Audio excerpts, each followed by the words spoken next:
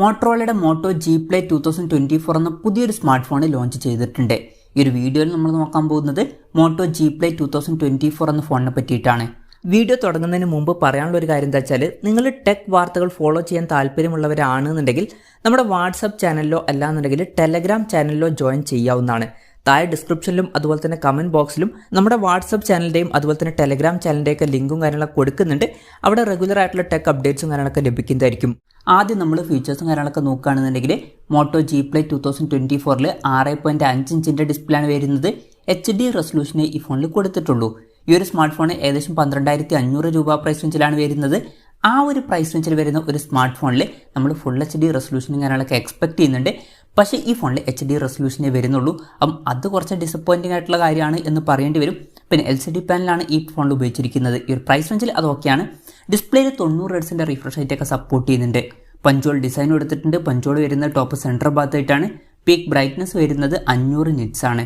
ഫോണിൻ്റെ ഫ്രണ്ടിൽ guerrilla glass 3യുടെ പ്രൊട്ടക്ഷനും കാര്യങ്ങളൊക്കെ വരുന്നുണ്ട്.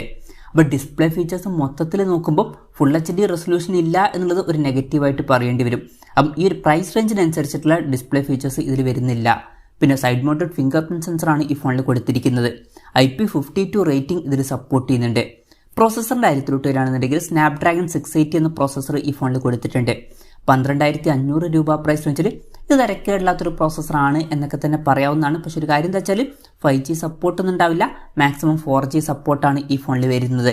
ഈ ഫോണിൻ്റെ ബേസ് വേരിയൻറ്റിൽ 4GB റാമും 64GB ഇൻറ്റേർണലാണ് വരുന്നത്. മെമ്മറി എക്സ്പാൻഡ് ചെയ്യണമെന്നുണ്ടെങ്കിൽ മെമ്മറി കാർഡ് സ്ലോട്ടും കാര്യങ്ങളൊക്കെ ഈ ഫോണിൽ കൊടുത്തിട്ടുണ്ട്. വെർച്വൽ റാം എന്നുള്ള ഫീച്ചറും ഇതിൽ വരുന്നുണ്ട്. അതായത് എക്സ്ട്രാ റാം വേണ്ട സമയത്ത് ഇൻറ്റേർണൽ മെമ്മറിയിൽ നിന്ന് കുറച്ച് മെമ്മറി എടുത്തിട്ട് അത് റാമായിട്ട് യൂസ് ചെയ്യും. അങ്ങനെ 2GB റാം വരെ എക്സ്ട്രാ ലഭിക്കുന്നതായിരിക്കും. സ്റ്റീരിയോ സ്പീക്കേഴ്സും കാര്യങ്ങളൊക്കെ ഈ ഫോണിൽ വരുന്നുണ്ട്. അത് നല്ലൊരു കാര്യം തന്നെയാണ്. ഡോൾബി അറ്റ്മോസിൻ്റെ സൗണ്ടും ഇതിൽ സപ്പോർട്ട് ചെയ്യുന്നുണ്ട്. ആൻഡ്രോയിഡ് 13 ബേസ് ആയിട്ടുള്ള MIUX സോഫ്റ്റ്വെയർ ആണ് ഈ ഫോണിൽ വരുന്നത്. ക്യാമറയുടെ കാര്യത്തിലോട്ട് വരികയാണെന്നുണ്ടെങ്കിൽ ഫോണിൻ്റെ പിന്നിൽ സിംഗിൾ ക്യാമറയാണ് കൊടുത്തിരിക്കുന്നത്. ഫോണിൻ്റെ പിന്നിൽ 50 മെഗാ പിക്സലിലെ f1.8 അപ്പേഴ്സിൽ വരുന്ന ഒരു സെൻസർ കൊടുത്തിട്ടുണ്ട്. എന്തായാലും വേസ്റ്റ് ആയിട്ടുള്ള 2 മെഗാ പിക്സലിൻ്റെ സെൻസേഴ്സ് ഒന്നും കൊടുത്തിട്ടില്ല. ഇനി സെൽഫി ക്യാമറയുടെ കാര്യം പറയുകയാണെന്നുണ്ടെങ്കിൽ ഫ്രണ്ടിൽ 8 മെഗാ പിക്സലിൽ സെൽഫി ക്യാമറ കൊടുത്തിട്ടുണ്ട്. ബാറ്ററിയുടെ കാര്യത്തിലോട്ട് വരുമ്പോൾ 5000 mAh ബാറ്ററിയാണ് ഇതിൽ വരുന്നത്.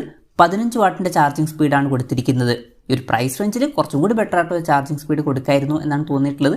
18 വാട്ടിൻ്റെ അല്ലാന്നുണ്ടെങ്കിൽ 20 വാട്ടിൻ്റെ ഒരു ചാർജിങ് സ്പീഡ് കൊടുക്കായിരുന്നു. പിന്നെ Type-C ചാർജിങ് പോർട്ടും ഇതിൽ വരുന്നുണ്ട്.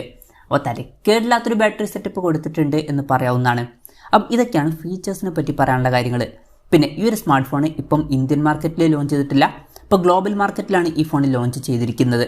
ഗ്ലോബൽ മാർക്കറ്റിൽ ഈ ഫോൺ ലോഞ്ച് ചെയ്തിരിക്കുന്നത് $149.99 എന്ന പ്രൈസിങ്ങിലാണ്. അതായത് 12,500 രൂപ പ്രൈസ് റേഞ്ചിൽ. ആ ഒരു പ്രൈസ് റേഞ്ചിൽ ഈ പറഞ്ഞിട്ടുള്ള ഫീച്ചേഴ്സ് എങ്ങനെയുണ്ടെന്ന് വെച്ചാൽ ഏറ്റവും ബെസ്റ്റ് ആയിട്ടുള്ള ഫീച്ചേഴ്സ് ആണ് എന്നൊന്നും പറയാൻ പറ്റില്ല. ഇപ്പോൾ ഡിസ്പ്ലേയുടെ കാര്യത്തിൽ ഫുൾ HD റെസൊല്യൂഷൻ വരുന്നില്ല എന്നുള്ളൊരു കാര്യം വരുന്നുണ്ട്. അതുപോലെ തന്നെ കുറച്ചും കൂടി ബെറ്റർ ആയിട്ടുള്ള ഒരു ചാർജിങ് സ്പീഡ് കൊടുക്കായിരുന്നു. പിന്നെ ഈ ഒരു പ്രൈസ് റേഞ്ചിൽ ഏറ്റവും മികച്ച പ്രോസസ്സറൊന്നുമില്ല. തരക്കേടില്ലാത്തൊരു പ്രോസസ്സർ ഉണ്ട്. തരക്കേടില്ലാത്തൊരു ഓൺ പേപ്പർ ക്യാമറ സ്പെസിഫിക്കേഷൻ ഉണ്ട്. ബാക്കി ഫീച്ചേഴ്സും വലിയ തരക്കേടില്ല, അത്രേ ഉള്ളൂ. പിന്നെ സ്റ്റീരിയോ സ്പീക്കേഴ്സ് വരുന്നു എന്നുള്ളത് നല്ലൊരു കാര്യം തന്നെയാണ്. അപ്പോൾ മൊത്തത്തിൽ നോക്കുമ്പോൾ ഈ ഒരു പ്രൈസ് റേഞ്ചിൽ വളരെ മികച്ചൊരു ഫോൺ എന്നൊന്നും പറയാൻ പറ്റില്ല. പിന്നെ ഇന്ത്യൻ മാർക്കറ്റിൽ ഈ ഫോൺ ലോഞ്ച് ചെയ്യുകയാണെന്നുണ്ടെങ്കിൽ വില കുറച്ചും കൂടി കുറയാൻ ചാൻസ് ഉണ്ട്. ഇന്ത്യൻ മാർക്കറ്റിൽ ലോഞ്ച് ചെയ്യുകയാണെന്നുണ്ടെങ്കിൽ മിക്കവാറും 10,000 രൂപയ്ക്ക് താഴെയായിരിക്കും ഈ ഫോൺ ലോഞ്ച് ചെയ്യുക. നമുക്ക് ഒരു 9,000 രൂപ പ്രൈസ് റേഞ്ചിലൊക്കെ ആയിട്ട് ഇന്ത്യൻ മാർക്കറ്റിൽ ലോഞ്ച് ചെയ്യുകയാണെന്നുണ്ടെങ്കിൽ ഈ ഫോൺ എക്സ്പെക്ട് ചെയ്യാവുന്നതാണ്. കൺഫർമേഷൻസ് ഒന്നുമില്ല, ജസ്റ്റ് നമ്മുടെ എക്സ്പെക്ടേഷൻ പറഞ്ഞു എന്നേ ഉള്ളൂ. ഇന്ത്യയിലെ ലോഞ്ച് ഡേറ്റിനെ പറ്റിയിട്ടുള്ള ന്യൂസുകളൊക്കെ വരികയാണെന്നുണ്ടെങ്കിൽ അതിനെ പറ്റിയിട്ടുള്ള വീഡിയോസൊക്കെ നമ്മൾ ചെയ്യുന്നതായിരിക്കും. അപ്പം അതുപോലുള്ള വീഡിയോസ് കാണാൻ താല്പര്യമുണ്ടെന്നുണ്ടെങ്കിൽ ഈ ചാനൽ സബ്സ്ക്രൈബ് ചെയ്യാവുന്നതാണ്. എന്തായാലും മോട്ടറോളയുടെ മോട്ടോ ജി പ്ലേ 2024 എന്ന പുതിയൊരു സ്മാർട്ട് ഫോൺ ഇപ്പോൾ ലോഞ്ച് ചെയ്തിട്ടുണ്ട്. ഈ ഒരു ഫോണിനെ പറ്റിയിട്ടുള്ള നിങ്ങളുടെ അഭിപ്രായം ജസ്റ്റ് ഒന്ന് കമൻറ്റ് ചെയ്യുക. അതുപോലെ തന്നെ ഈ ഒരു സ്മാർട്ട് ഫോൺ ഇന്ത്യൻ മാർക്കറ്റിൽ നിങ്ങളേത് പ്രൈസിങ്ങിലാണ് എക്സ്പെക്ട് ചെയ്യുന്നത് എന്നുള്ള കാര്യം കൂടി ജസ്റ്റ് ഒന്ന് കമൻറ്റ് ചെയ്യുക.